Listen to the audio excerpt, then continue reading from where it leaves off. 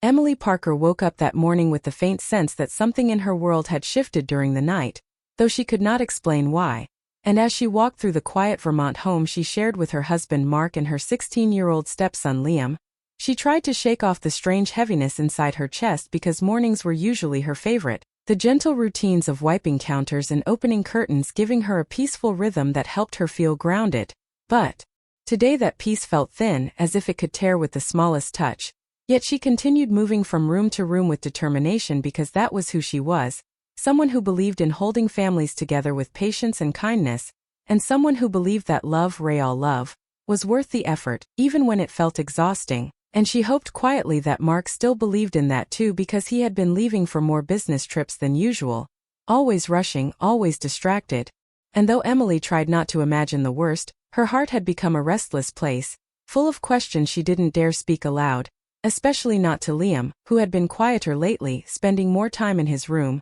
and Emily didn't want to burden him with grown-up worries, so she focused on what she could do, which today was cleaning the upstairs hallway where the morning light fell across the wooden floor in soft stripes, and she hummed to herself while dusting the bookshelf, trying to breathe past the knot in her stomach, telling herself she was just tired, just overthinking, just missing the easy laughter she once shared with her husband, and she reminded herself that families go through phases, that distance doesn't always mean danger, that people come back to each other when they remember why they chose one another, and she tried, truly tried, to believe that. But her hands paused over a picture frame on the shelf, a photo from a summer road trip years ago, Mark with his arm around her, smiling like he meant it, Emily with sunburned cheeks from laughing too hard, and Liam just a little boy then, grinning with a missing front tooth, and the sight of it made her chest ache because she missed that version of life, the simple days when love felt uncomplicated, when a family felt like a warm blanket instead of a fragile piece of glass,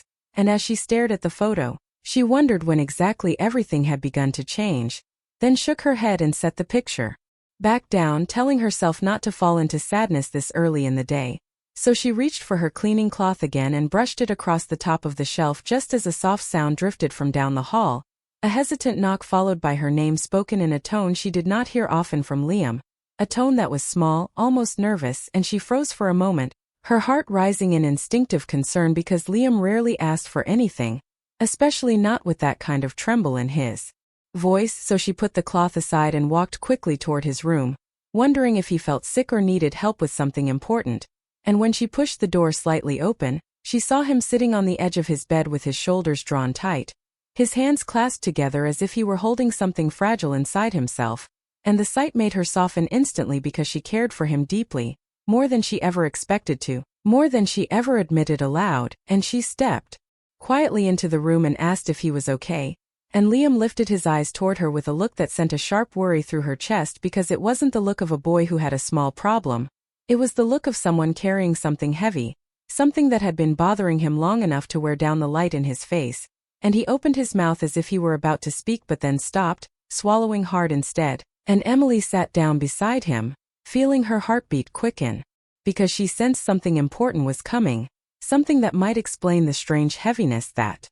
had followed her since morning, and she gently encouraged him to talk, reminding him that he could tell her anything, that she was there for him no matter what, and after a moment, Liam reached toward the nightstand with a trembling hand and picked up his phone, holding it as if it were something dangerous, something he didn't want but couldn't ignore, and Emily's breath caught when he offered it to her because the fear in his eyes made her understand that whatever he had discovered on that device was serious, and she asked him softly what this was about, but Liam's voice cracked as he whispered that he hadn't meant to find anything, that it wasn't his intention to snoop or cause trouble, that he had simply gone into the kitchen that morning to grab a snack and noticed Mark's phone on the counter. The screen lit up, not locked for once, and he saw something by accident, something that made his stomach twist, something he couldn't unsee no matter how much he tried, and Emily felt chills rise across her arms as Liam struggled to speak, his fingers tightening around the phone for a moment before he finally placed it in her hands, as if passing along a truth too heavy for him alone,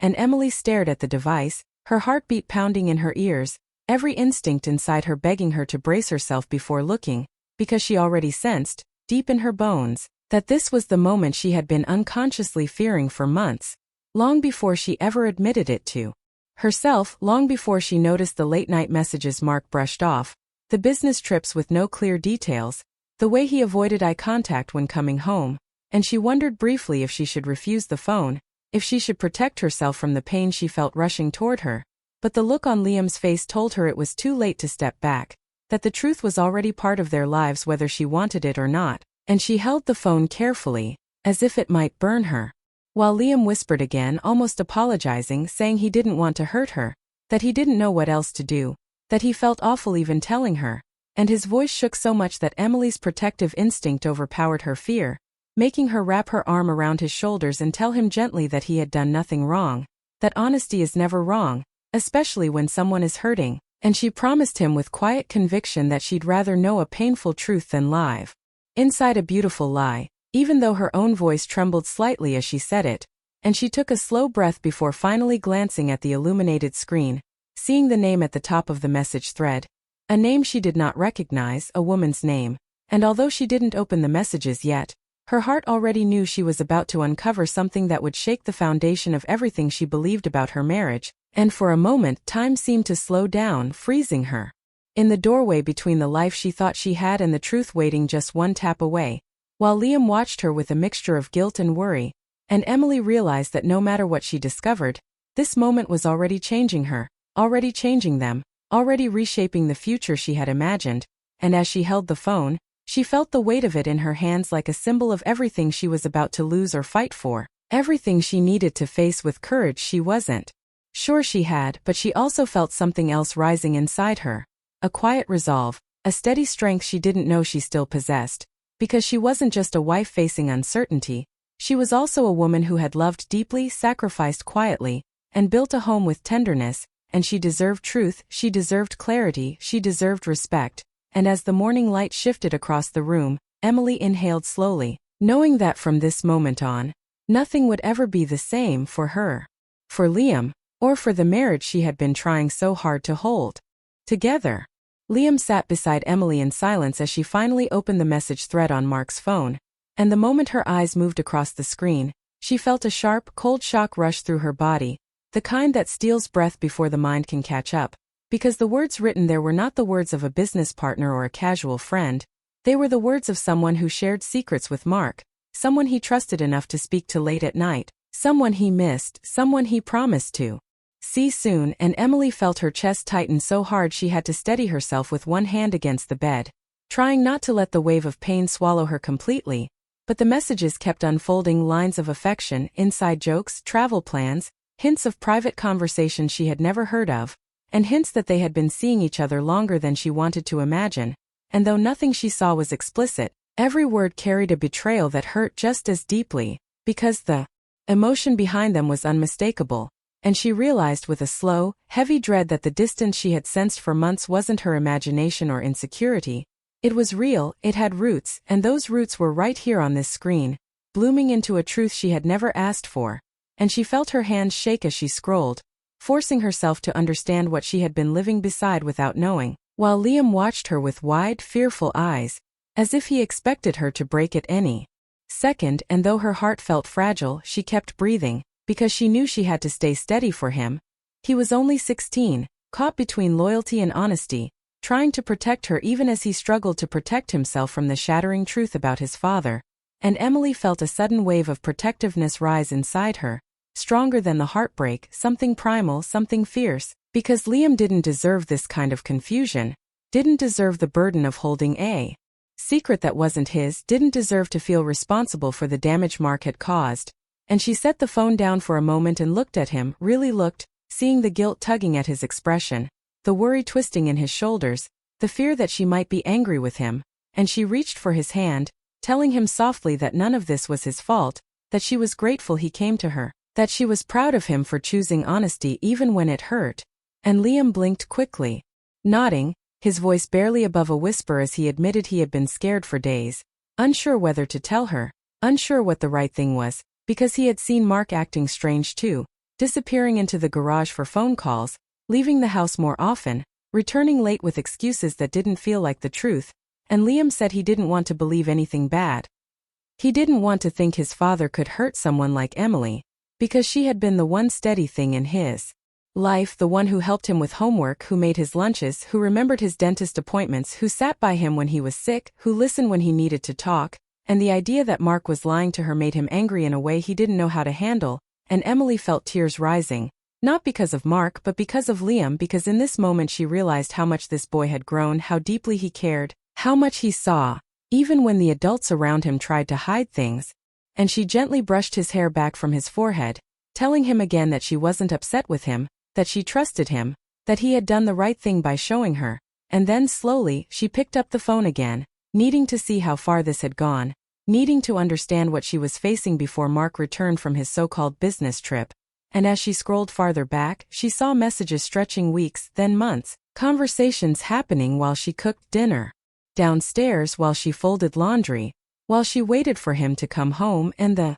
pain deepened, each line feeling like another small cut, and she wondered how long Mark had been living this double life, how long he had been giving pieces of himself to someone else while still pretending everything was fine at home, and she felt a cold steadiness settle inside her, a clarity that she hadn't felt in a long time, because now there was no more guessing, no more doubt, no more waiting for signs or explanations. The truth was right here, unavoidable and undeniable, and though it hurt, it also gave her something she had been missing for months, certainty, and she realized how exhausting it had been to question herself, to wonder if she was imagining the distance, to blame herself for things she couldn't fix, and as that realization spread through her, a small spark of strength lit in her chest, dim but real, and she placed the phone gently on her lap before turning to Liam again, asking him softly if Mark had said anything unusual recently, not wanting to involve him too much but needing to understand the timeline, and Liam nodded, remembering moments he had dismissed at the time, like Mark leaving the dinner table for urgent calls, or stepping outside during movie nights to answer messages he said were work-related, or times he came home late without clear explanations, and each detail added another crack to the picture Emily had been holding onto, but instead of collapsing, she felt herself becoming more focused, more aware, realizing she had been carrying the relationship alone for far longer than she knew, and she thought of the nights she stayed up waiting for Mark to return, of the mornings she woke before dawn to make sure Liam had breakfast, of all the quiet effort she put into this family, and it hurt to know Mark had not valued it, but the hurt also pushed her toward a quiet resolve, because she wasn't just fighting for herself now, she was fighting for the stability Liam deserved, the honesty he needed, the sense of home she had always tried to give him, and she knew she couldn't let this truth sit in the dark, not when it was already affecting her stepson, and she took a slow, steady breath, telling Liam that whatever happened next, he would not face it alone, she would make sure of that, and he nodded with visible relief, leaning slightly closer as if her words lifted a weight from his shoulders, and Emily held the phone in her hands again, feeling its cold edges press into her palms like a reminder that the world she knew had changed in a matter of minutes. But she didn't panic, she didn't cry out, she didn't crumble, instead she sat with the truth, absorbing it piece by piece, letting the shock settle so she could make decisions with clarity instead of fear, and the silence in the room felt heavy but not hopeless, because even though her heart felt wounded, she was not broken, and Liam, quiet, loyal, hurting, was not broken either, and she looked toward the window where snow had begun drifting down in slow, peaceful flakes, the world outside calm in contrast to the storm inside her, and she wondered briefly what choice she would make when Mark returned, whether she would confront him immediately, whether she would ask for honesty, whether she would walk away, whether forgiveness was even possible after this kind of deception. But one thing she knew without question was that she wouldn't pretend nothing happened, she wouldn't bury her feelings to protect someone else's comfort. Not anymore, because she deserved truth, Liam deserved truth, and this home deserved honesty. And as she sat there in the quiet room with the soft winter light fading, she felt her life dividing into a before and an after. The before full of hope and effort, the after filled with truth and painful clarity, but also with an unexpected sense of strength, and she realized that sometimes heartbreak doesn't destroy a person. It reveals who they really are, and in this moment, she felt herself becoming stronger, steadier, ready to face whatever came next with courage she didn't know she had until now, while Liam watched her with trust in his eyes, knowing she was the one person in this house who would always tell the truth and always stand with him, even when the world felt uncertain. And with that quiet bond strengthening between them, Emily knew that no matter how painful the truth was, she was no longer facing it alone. When Mark finally walked through the front door 2 days later, Snow still clinging to his coat and the smell of cold air surrounding him. The house felt different, heavier, as if the walls themselves were holding their breath, and Emily stood waiting in the living room with the phone in her hand while Liam stayed just behind her, not hiding but not wanting to be the center of anything, and the moment Mark saw them, saw the expression on Emily's face, saw the phone she held like a truth carved in stone, his steps slowed, the color drained from his cheeks, and his eyes flicked between them as if he already knew what was happening and had no way to stop it, and Emily felt her heart pounding but she didn't let herself shrink. She didn't let fear or sadness pull her back, because she had spent 2 days looking at that truth, sitting with it, understanding it, and letting the storm settle inside her until what remained wasn't confusion but clarity. And she said his name quietly, steady. Enough that Mark stopped in the doorway as if the sound had pinned him in place, and for a few seconds none of them moved, the silence stretching between them like a thin glass that could shatter with a single wrong word. And Emily held the phone out just slightly, not enough to accuse him with dramatic force, but enough to show she was done pretending, done waiting, done wondering, and when Mark finally spoke, his voice came out weak, like he had lost all the strength he used to carry so confidently, and he said her name, just her name, but Emily lifted her hand a little to stop him because she couldn't listen to empty explanations, not when the truth was written so clearly for her to see, and she told him in a calm, tired voice that she had read the messages, that she knew about the woman he had been talking to for months, that she knew this wasn't a misunderstanding or a moment of weakness, this was a choice he made again and again, and Mark closed his eyes for a moment as if the words hurt him, but Emily felt no satisfaction in his discomfort, just a deep grief, like watching a house she built catch fire in slow motion, and when Mark finally looked at Liam, his expression changed, softening, breaking, because he realized that his son had seen the truth too, and Liam shifted slightly behind Emily, not hiding but clearly wounded by the look on his father's face, a mixture of guilt and fear and disappointment, and the air tightened with unspoken things, the kind of things families don't ever want to say aloud but must because silence only makes wounds deeper, and Emily told Mark quietly that she wasn't going to raise her voice, she wasn't going to throw things or storm out, because anger wasn't the real problem here. Trust was, and trust, once broken like this, didn't return just because someone said, "I'm sorry," and she watched Mark swallow hard, his jaw trembling, his hands opening and closing like he didn't know where to put them, and he whispered that he had made a mistake, that he didn't mean to let things go so far, that he didn't want to hurt her or Liam, but as he spoke, the words felt thin, like they were floating without weight, and Emily felt her heart ache again, not because he apologized, but because none of it could undo what she had seen, none of it could erase the long months of distance, the empty spaces beside her in bed, the moments of loneliness she had explained away with reasons he gave her, reasons she wanted to believe because she loved him, because she wanted their family to stay whole, and she breathed slowly to steady herself before saying that mistakes don't repeat every night, mistakes don't last months, mistakes don't require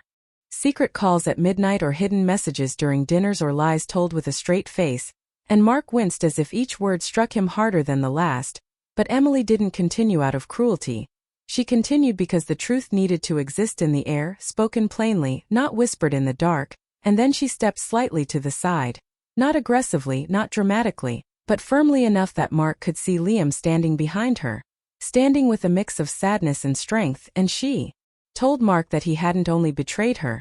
he had betrayed his son's trust, and those words hung in the room like a weight too heavy for any of them to lift, and Mark's eyes filled with a pain Emily hadn't seen in him before, not even during fights, not even during stressful times, because now he wasn't just a husband who had lied.